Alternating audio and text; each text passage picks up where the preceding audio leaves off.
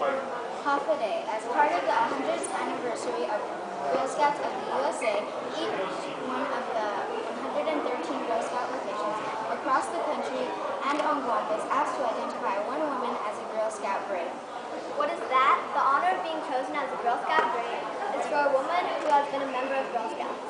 Through her achievements and enduring legacy, she represents the mission of Girl Scout movement, such as the remarkable and distinguished Girl Scout alumni she has made a significant contributions to her chosen life path, elevated the status of women and girls, and in the process inspired all of us by her example.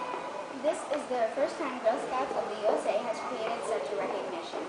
The Guam Girl Scouts are proud and very happy to announce the selection of the Honorable Francis Tydingco-Gatewood, Chief Judge of the District Court of Guam, as Guam's Girl Scout Great. Congratulations.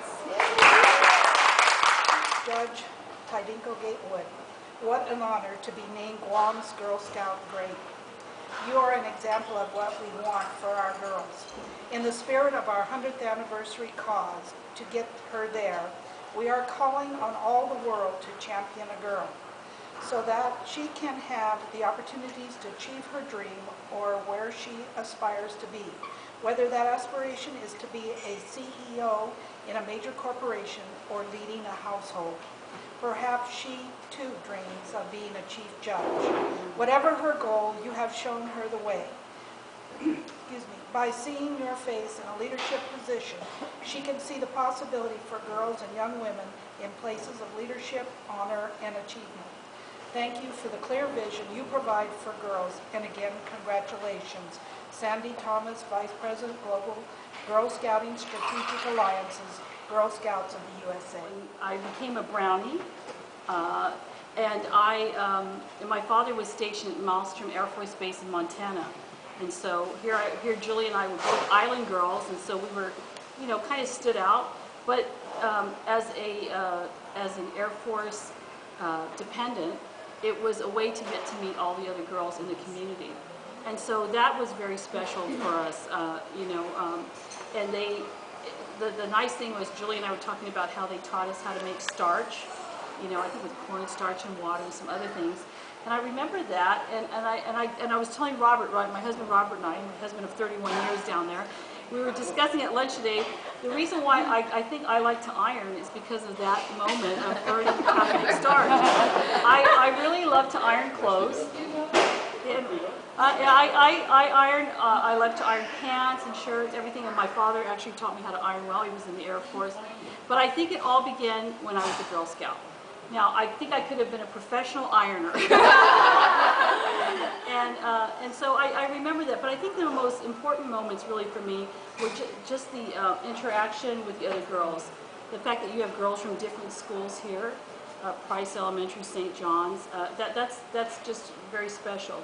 And the fact that my sister and I both could continue to be Girl Scouts together. I valued the friendships.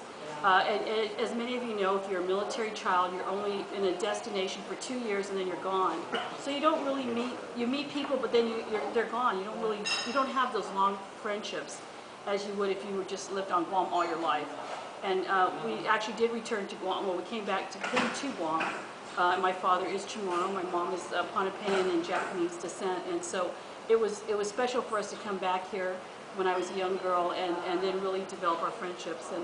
And so now, when she asked me to help celebrate the 75th anniversary of the Girl Scouts with then First Lady Joanne Camacho, and we went on that trolley, and the trolley came from the government house to the District Court of Guam, and it felt like there was Typhoon Pamela. The wind was blowing, but it was so much fun.